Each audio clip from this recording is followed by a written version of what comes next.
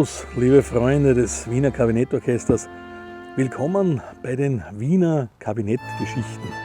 Was ist ein Tschurifetzen? Es geht um den heutigen Wein. Wiener Geschichte übers Bier erzählen. Liebe Freundinnen und Freunde des Wiener Kabinettorchesters, Ich habe heute wieder eine Wiener Kabinettgeschichte für Sie. Heute geht es um den Hüstelstrich. Heute möchte ich mit Ihnen ein Schluckerl Kaffee trinken. Und ich darf heute eine kleine Anekdote zu den Wiener Kabinettgeschichten des Wiener Kabinettorchesters beitragen.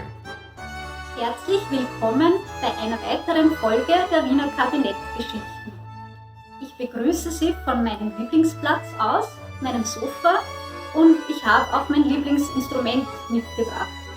Ihr werdet sehen, vielleicht an meinem Mützel, es ist kalt draußen. Deswegen gibt es heute Hasse Maronis. Herzlich willkommen, liebe Freundinnen und Freunde des Wiener Kabinettorchesters.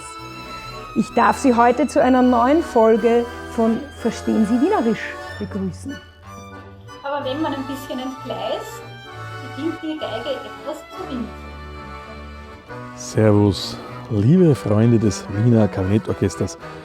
Herzlich willkommen bei den Wiener Kabinettgeschichten.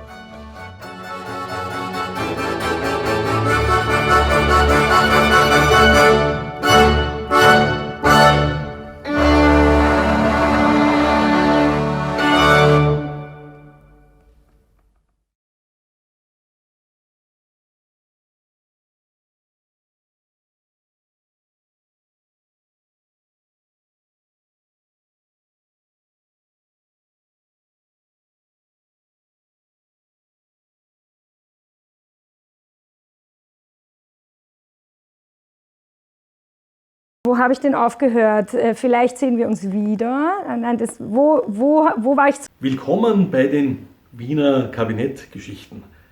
Wie ihr seht, habe ich mich wieder bei der Julia.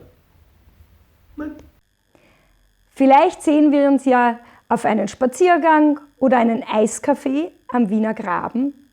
Falls Sie eines unserer Konzerte besuchen möchten, nochmal